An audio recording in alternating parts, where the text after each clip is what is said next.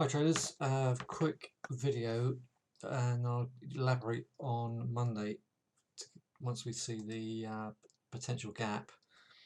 I'm assuming there's going to be a gap, let's see. And what we've got here is a three-wave move, 1, 2, 3 wave, off of the 127 extension. Now this is fibbed from the 2819 high and lows. Okay, that's the January low. This is the December 18 low, and this is the 2019 high, 28,745. So we came above that high, and the rest is history. Now, if this is not a reversal signal because we did not engulf the previous day's bar, we simply held the 127 extension. So if we crash into this resistance I got up here, and I'll tell you what it is in a minute, and we don't hold and continue to stay underneath the 2019 lows, then I think this could be broken and then 18,730 is going to get tested. Let me just elaborate on that by pulling out.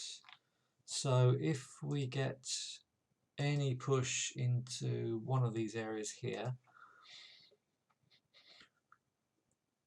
that's 24,016, so just a few pips above the 24,000, or that is, let's see what it is, 23,570 roughly. I'll leave that on there just to remind myself what I'm looking at. So I'm just thinking that could bump into that. If we bump into that resistance in Monday, Tuesday and don't hold, then we could, and of course we close underneath this 2885, then we are potentially coming all the way down here. Bullish scenario, we swoon around here, keep closing above 22.5, and then shoot up potentially, who knows, maybe into 50% up there at 25,650. So if we get a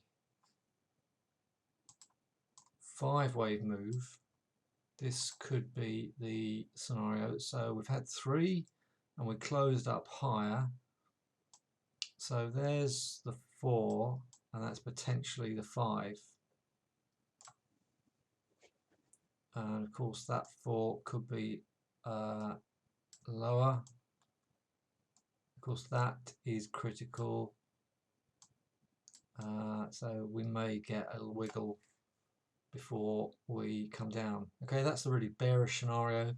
And then, like I said, the bullish scenario is we swoon around here, start closing above 23.5, and then do a push into those levels. Okay, so that's the Dow. Quick look at the DAX. Obviously, that's pretty similar.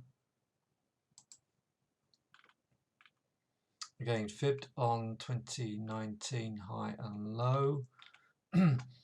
Very similar pattern.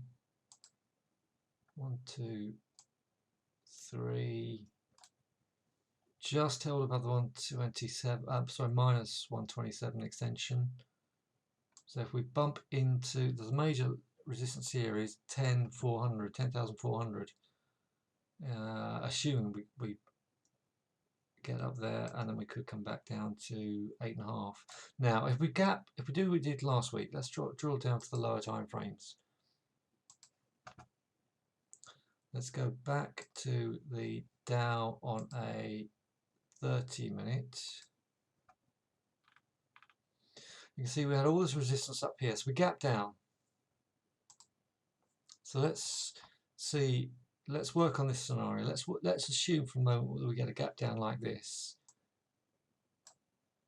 If we, excuse me, if we gap down, I would be inclined, let's say it's 22,000, I would be inclined to, well, I would stick to my guns. I would fib it from that Friday close, and I would wait until we get a Monday close, but in the meantime I would leave it on that area. I would fib it to that area, wait till we get a Monday close, then rejig the fibs and see if we then pick up any resistance levels to then wind our way down.